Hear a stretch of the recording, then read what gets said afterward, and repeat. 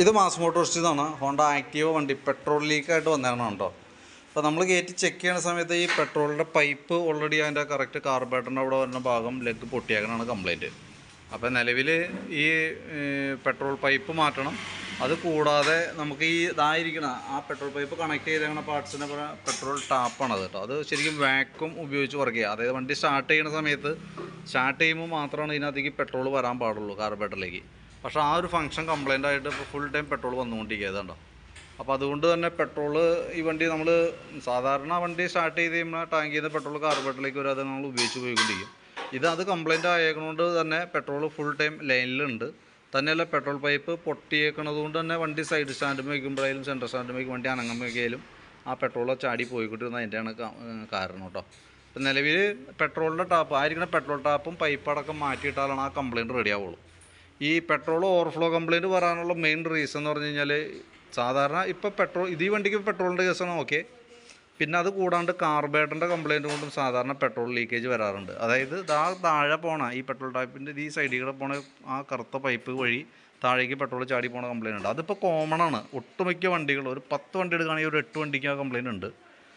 അത് കാർബറേറ്ററിൻ്റെ പ്രോബ്ലം കൊണ്ട് വന്ന കംപ്ലയിൻ്റ് ആണ്. കാരണം ഇപ്പോഴത്തെ പെട്രോൾ ഉപയോഗിക്കുമ്പോൾ കോമൺ ആയിട്ട് കംപ്ലയിൻ്റ് ഉണ്ട്. കാരണം എത്തനോൾ മിക്സ് ചെയ്തിട്ടുള്ള പെട്രോളാണ് ഇപ്പോൾ മാർക്കറ്റിൽ കിട്ടണത്. അത് ഉപയോഗിക്കുന്ന വണ്ടികളുടെ കാലക്രമേണ പഴക്കം വന്നതിനനുസരിച്ചിട്ട് കാർബറേറ്റർ കംപ്ലയിൻറ്റ് വരും. അത് നമ്മൾ എങ്ങനെ ക്ലീൻ ചെയ്ത് എങ്ങനെ റീസെറ്റ് ചെയ്താലും പെട്രോൾ ഓവർഫ്ലോൻ്റെ കംപ്ലയിൻറ്റ് സാധാരണ രീതിയിൽ മാറാറില്ല. അപ്പോൾ ഈ വണ്ടിക്ക് ഇപ്പോൾ ഉള്ളത് പെട്രോൾ പൈപ്പിൻ്റെ കംപ്ലയിൻ്റ് ആണ്. പക്ഷേ മറ്റേ കംപ്ലയിൻറ്റ് വന്നുകൂടായിക്കൊന്നുമില്ല കേട്ടോ. അത് വരാനുള്ള സാധ്യതയൊക്കെ ഉണ്ട്. അപ്പോൾ ഞാൻ എടുത്ത് പറയണതിൻ്റെ കാരണം പെട്രോൾ ലീക്കേജ് കാണിക്കാൻ 2 കാരണങ്ങളുണ്ട്. ഒന്ന് ഈ പൈപ്പ് പൊട്ടുമ്പോൾ കംപ്ലയിൻറ്റ് വരും. കാർബറേറ്ററിൻ്റെ ആ പാവം കംപ്ലയിൻറ്റ് വരുമ്പോഴും ഈ പറഞ്ഞ രീതിയിലുള്ള പ്രശ്നം വരും. കാർബറേറ്ററിൻ്റെ പ്രോബ്ലം വരുമ്പോൾ ഈ വന്ന പൈപ്പ് വഴി പെട്രോൾ പുറത്തേക്ക് വരും. അത് വണ്ടി സ്റ്റാർട്ടിങ്ങിലൊക്കെയാണ് വരുള്ളൂ. അതായത് പെട്രോൾ ടാപ്പൊക്കെ കറക്റ്റ് ആക്കിയിട്ടാൽ പിന്നെ സ്റ്റാർട്ടിങ്ങിലാണ് കംപ്ലയിൻറ്റ് കാണിക്കുള്ളൂ. അപ്പോൾ നമ്മൾ ഇപ്പോൾ ചെയ്യണ വർക്ക് എന്ന് പറഞ്ഞാൽ പെട്രോൾ ടാപ്പും പൈപ്പും മാറ്റി നമ്മൾ റീസെറ്റ് ആക്കുന്നുണ്ട്. റീസെറ്റാക്കി തരാം. പിന്നീട് മറ്റേ കംപ്ലയിൻറ്റ് എന്തെങ്കിലും കാണിക്കണ്ടോ എന്ന് നോക്കാം. സാധാരണ രീതിയിൽ കോമൺ ആയിട്ട് വരാറുണ്ട്. ഇപ്പോൾ നമ്മളതൊന്നും ചെയ്യണമെന്നില്ല. പരമാവധിയും 99% കാർബറേറ്റർ അഴിച്ച് ക്ലീൻ ചെയ്യാതിരിക്കണതാണ് ഇനിയത്തെ കാലത്ത് ബുദ്ധി. കാരണം ഇപ്പോഴത്തെ കണ്ടീഷനിൽ അതാണ് കംപ്ലയിൻറ്റ് ഒട്ടുമിക്കൊണ്ടിരിക്കും കംപ്ലയിൻ്റ് ആണ്. അപ്പോൾ ഞാൻ എടുത്ത് പറയണതിൻ്റെ കാരണം ഇപ്പോൾ ഞാൻ ചെയ്യുന്നത് പെട്രോൾ പൈപ്പ് മാത്രമാണ് നമ്മൾ മാറ്റണേ. പെട്രോൾ ടാപ്പ് മാറ്റി റീസെറ്റ് ചെയ്യണുള്ളൂ. കാർബറേറ്റർ അഴിക്കുന്നില്ല.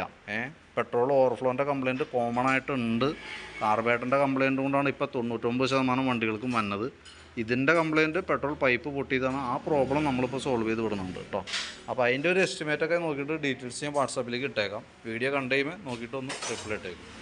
ഏകദേശം നമുക്കൊരു 2 മണി 2:30 ആകുമ്പോഴത്തേക്കും വണ്ടി എടുക്കാവുന്ന രീതിയിൽ സെറ്റ് ആക്കിയേക്കാം കേട്ടോ.